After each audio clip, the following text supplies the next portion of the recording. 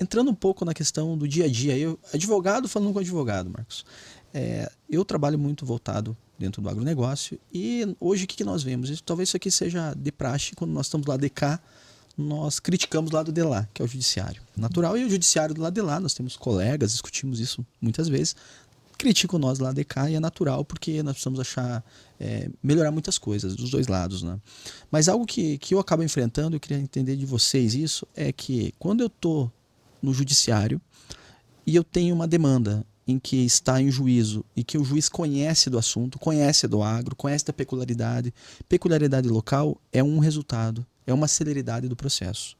Quando eu estou ao lado de um juiz que ele não tem esse conhecimento, ele fica muito mais restrito ao conhecimento técnico, nós temos muitas dificuldades em termos de resultado de decisões, em que nós temos que muitas vezes trabalhar, muitas vezes nós temos que sentar, conversar até com o juiz, trocar uma ideia sobre alguns assuntos, o impacto de uma decisão ou outra.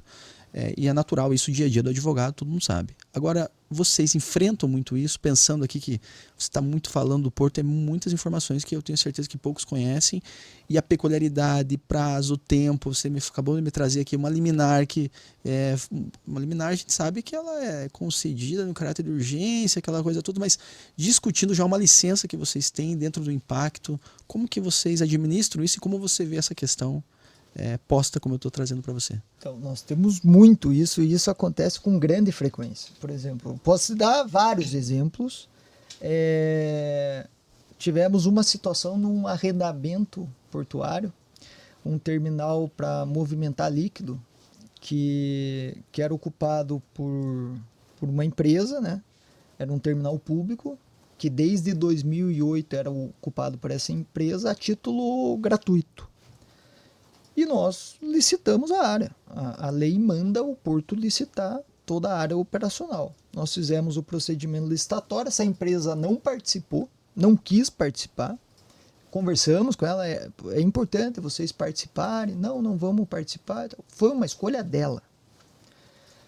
Fizemos audiência pública, consulta pública, o procedimento licitatório de arrendamento passa por uma prévia análise do Tribunal de Contas da União. Antes de você publicar o edital, o tribunal dá o aval para você, tá tudo certo, modelagem correta, edital correto, minuto de contrato correto, pode publicar.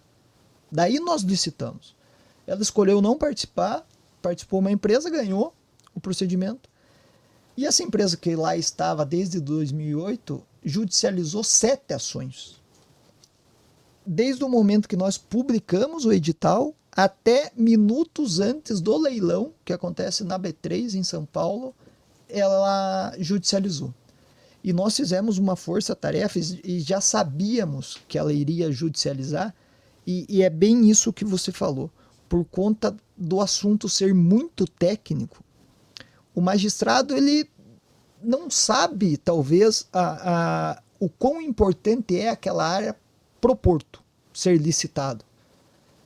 E nós ficamos monitorando essas ações, identificávamos, e aí o F5, vendo, identificava a ação, ligava na secretaria, despachava com a assessoria, marcava com o juiz, despachava com ele, automaticamente já manifestava no processo e conseguimos que não saísse nenhuma liminar suspendendo o procedimento licitatório. Então, essa estratégia que nós desenvolvemos na diretoria jurídica, nós replicamos para todos os outros arrendamentos. Recentemente, nós tivemos a alteração da ordem de serviço de atracação do porto, onde a gente identifica ali, o berço 205, vamos dar preferência de atracação para quem operar com equipamento mecanizado, porque quem investir no equipamento mecanizado vai fazer uma operação mais rápida, e se ele investiu, gastou dinheiro, é justo o porto dar uma preferência de atracação. Preferência chegou o navio dele, ele fura a fila de todos os outros, porque ele tem o equipamento mecanizado, e faz a operação desse navio.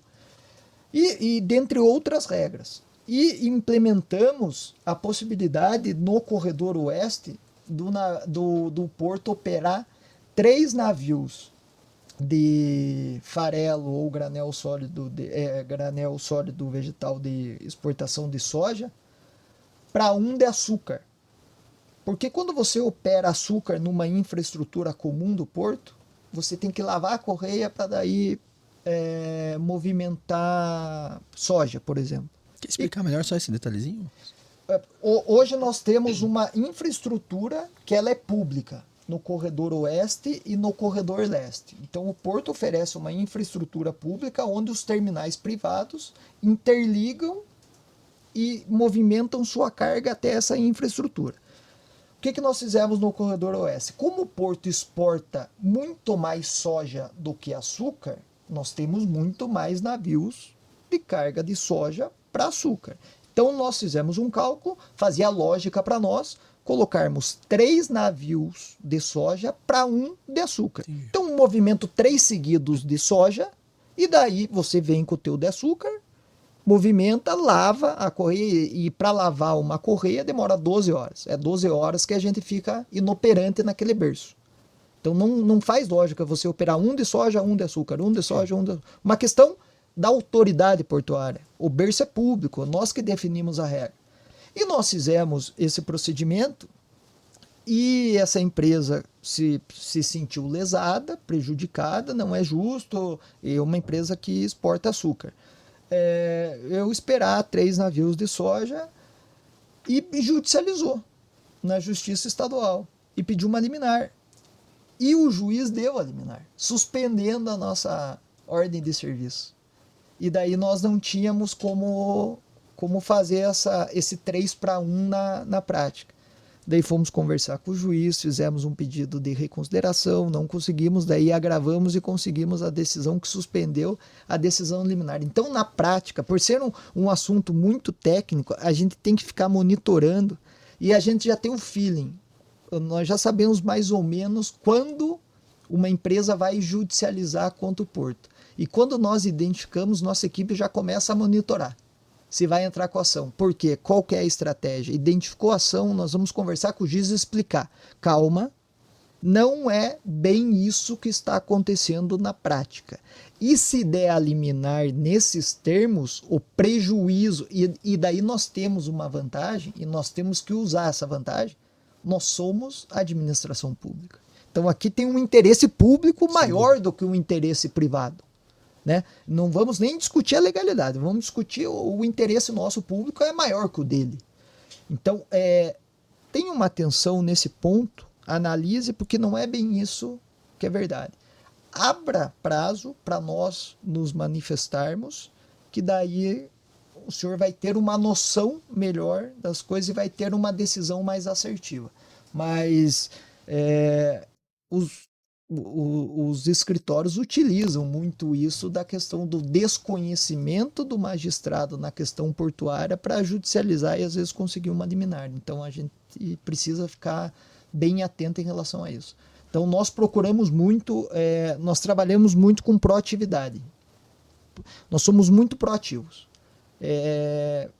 Despachamos, fazemos sustentação oral, incomodamos, vamos no tribunal, vamos para Brasília, os processos... E assim, às vezes é até um processo que não tem uma repercussão financeira muito grande para o porto, mas tem uma repercussão na comunidade portuária.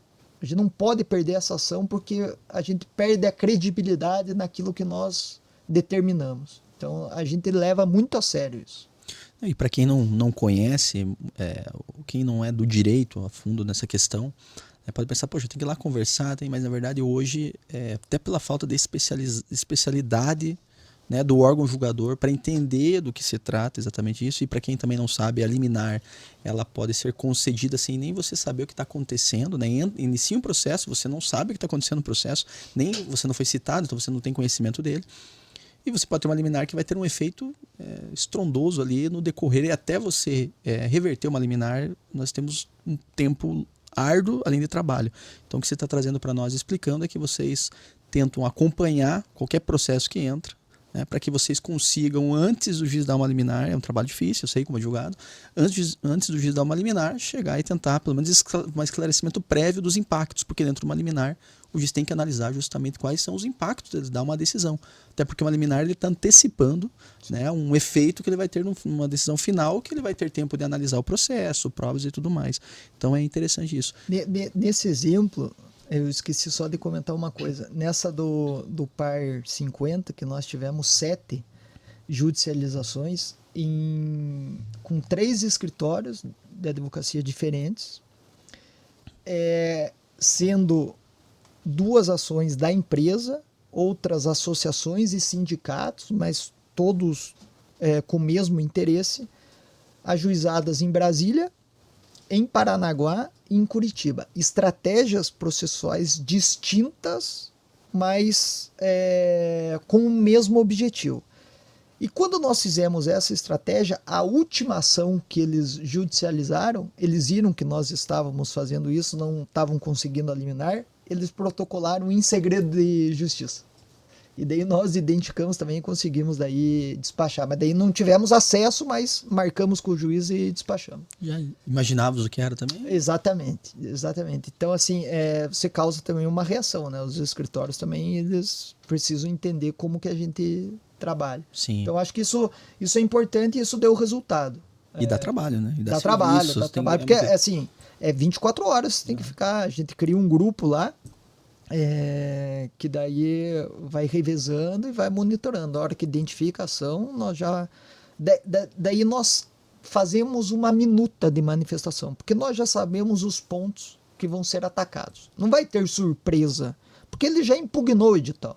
Eu já sei qual é a tese dele jurídica. Então nós já deixamos a petição pronta. Impugnou administrativamente para isso, vocês, nós já respondemos a impugnação. Sim. Já contestamos a impugnação e 90% daquilo da impugnação ele vai replicar na ação. Então nós já deixamos a nossa manifestação prévia pronta. A hora que ele entra, assim, por exemplo, nós tivemos situações, Thiago, que ele judicializou 10 horas da manhã, 10h05 nós identificamos, 10h20 nós já fizemos contato com a assessoria, marcamos o despacho para tarde, meio-dia nós protocolamos a manifestação e 2 horas da tarde já estava despachando com o juiz no mesmo dia. Sim. Antes do processo ir concluído. Tanto que teve uma das vezes que a magistrada falou assim, não, mas faz 4 horas que ele judicializou, como é que vocês sabem? Silêncio, nós estamos monitorando 24 horas por dia, porque ele já judicializou 4 ações. Então, até chama a atenção do próprio magistrado.